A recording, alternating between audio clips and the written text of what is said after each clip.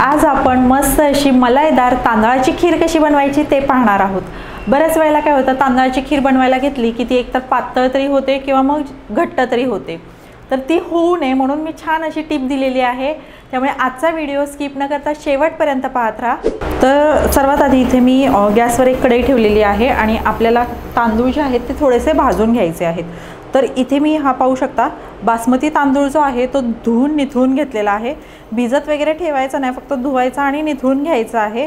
आता इथे मी बासमती तांदूळ वापरत आहे, त्या जागी तुम्ही कुठला दुसरा आंबेमोहर किंवा इंद्रायणी वापरलात तरी चालेल, पण शक्यतो खिरीला आहे ना जो असा सुगंधित तांदूळ असतो ना तो वापरला की खिरीला सुद्धा सुगंध आहे ना तो छान येतो।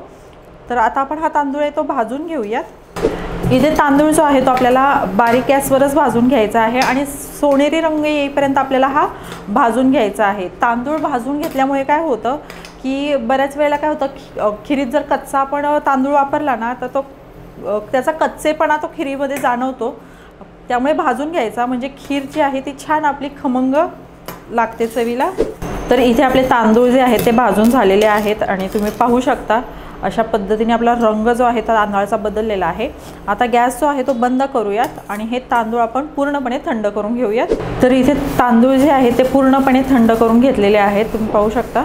आणि आता आपल्याला हे मिक्सरला बारीक करायचे आहेत, पण मिक्सरला बारीक करताना पूर्ण एकदम आपल्याला पूड नाही करायची, तर असे जाडसर म्हणजे मोठा रवा ज्या पद्धतीचा असतो ना त्या पद्धतीचा आपल्याला हे मिक्सरला फिरवून घ्यायचं आहे। आपण मिक्सरला फिरवून घेऊया। तर इथे तांदूळ जो आहे तो आपण बारीक करून घेतलेला आहे आणि पाहू शकता छान असा रवाळ जो आहे तो आपण हा बारीक केलेला आहे। आता आपण खीर बनवायला घेऊया। तर आपण जो हा तांदूळ बारीक करून घेतलेला आहे अशाच पद्धतीने तुम्ही जास्त क्वांटिटीमध्ये सुद्धा बनवून ठेवू शकता। हा फक्त बारीक केला की हवाबंद डब्यामध्ये भरून ठेवायचा आणि तुम्हाला हव्या त्यावेळी तुम्ही ह्याची खीर जी आहे ती बनवू शकता। त्यामुळे काय होईल, अतिशय झटपट आपली खीर जी आहे ती बनवून तयार होते। तर इथे आता कढईमध्ये आपण 1-1.5 चमचा तूप घालून घेऊयात।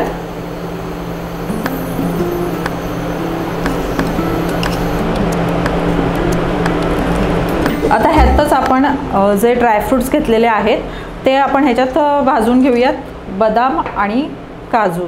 तुमच्या आवडीप्रमाणे इथे तुम्ही सुकामेवा जो आहे तो घालू शकता।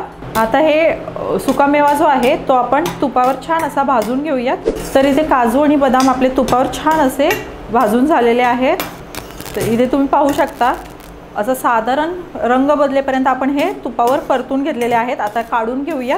आता ह्याच कढईमध्ये तूप जे शिल्लक आहे त्यातच आपण जे तांदूळ बारीक करून घेतले होते ते घालणार आहोत आणि तुपावर 1-2 मिनिटं आपण हे तांदूळ परतून घ्यायचे आहेत, म्हणजे तुपाचा फ्लेवर जो आहे तो छान खिरीमध्ये उतरतो। तर इथे पाहू शकता आपण हा तांदूळ जो आहे तो अशा पद्धतीने भाजून घेतलेला आहे। अगदी जास्त वेळ भाजण्याची गरज नाही, कारण तांदूळ आपला आधीचाच भाजलेला आहे, त्यामुळे 1-2 मिनिटात हा व्यवस्थित मस्तपैकी भाजला जातो। आता आपण ह्याच्यामध्ये घालणार आहोत पाणी। पाणीसुद्धा आपल्याला जास्त नाही घालायचं आहे, साधारण एक अर्धा ग्लास इतका पाणी जे आहे आपण ह्याच्यामध्ये घातलेलं आहे। आता ह्याच्यावर झाकण ठेवून आपण एक 4 ते 5 मिनिटाची वाफ काढून घेऊयात, म्हणजे तांदूळ जो आहे तो छान असा शिजला जाईल आपला। आता आपण चेक करूयात। इथे पाहू शकता आपला तांदूळ जो आहे तो बऱ्यापैकी शिजला गेलेला आहे। थोडंसं कणी आहे, पण ते आपण दूध ओतणार आहोत, त्या दुधामध्ये ते शिजून जाईल। आता आपण ह्याच्यामध्ये दूध ओतून घेऊयात। इथे मी 1 लिटर इतकं दूध जे आहे ते घेतलेलं आहे।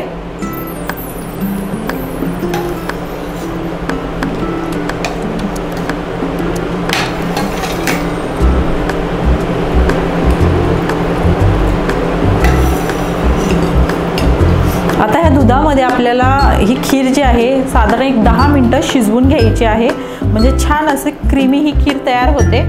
तर इथे आपली खीर जी आहे ती व्यवस्थित शिजली गेलेली आहे।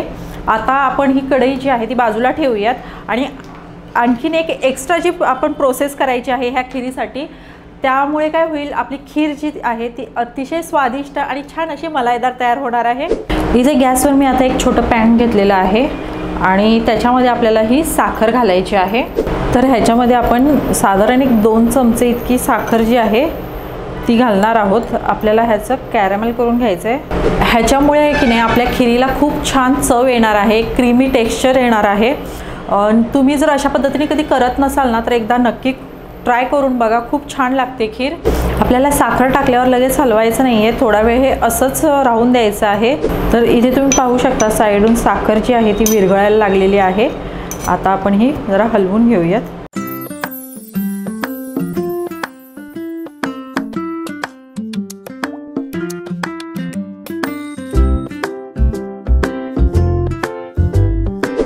तुम्ही जर आपल्या चॅनलवर नवीन असाल आणि चॅनलला अजूनही सबस्क्राईब केलं नसेल तर नक्की सबस्क्राईब करा। त्यासोबतच शेजारील बेल आयकॉन आहे ते सुद्धा प्रेस करा, म्हणजे काय होईल, ज्यावेळी मी चॅनलवर नवनवीन रेसिपीज अपलोड करत असते तर त्याचं नोटिफिकेशन तुम्हाला येईल। आणि अशाच छान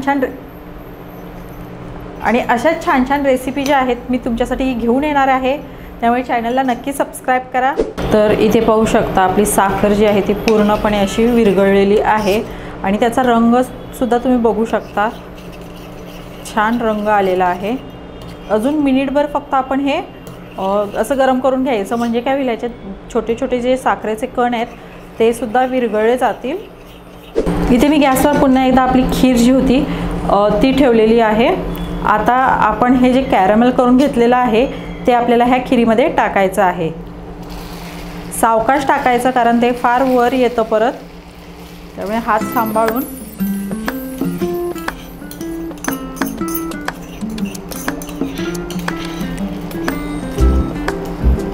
हे मिक्स करून घेऊयात। आणि आपण खिरीमध्ये जे कॅरमेल टाकलं ते टाकता क्षणी तुम्ही आपल्या खिरीचा रंग पाहू शकता, खूप छान असा रंग आपल्या खिरीला आलेला आहे।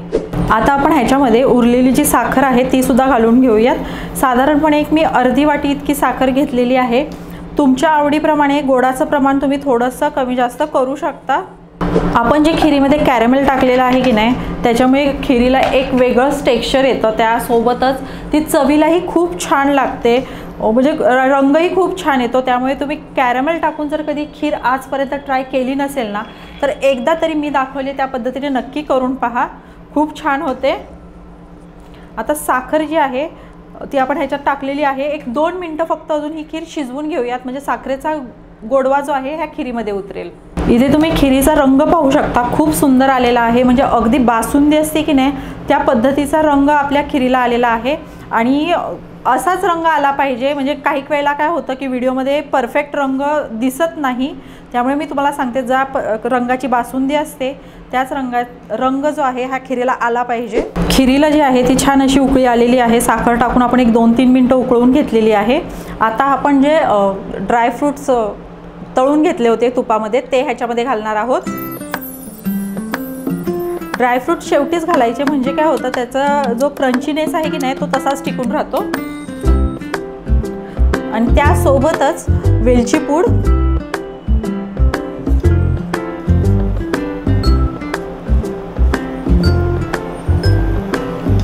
गॅस जो आहे तो कमी करते आणि मिक्स करून घेऊयात। तर इथे आता आपली खीर जी आहे ती बनवून तयार आहे। गॅस जो आहे तो मी बंद करते आणि ही खीर आपण सर्व करून घेऊयात। तर इथे तुम्ही आपल्या खीरचं जे टेक्स्चर आहे ते पाहू शकता, अतिशय क्रीमी असं मलाईदार अशी आपली खीर जी आहे ती बनवून तयार झालेली आहे।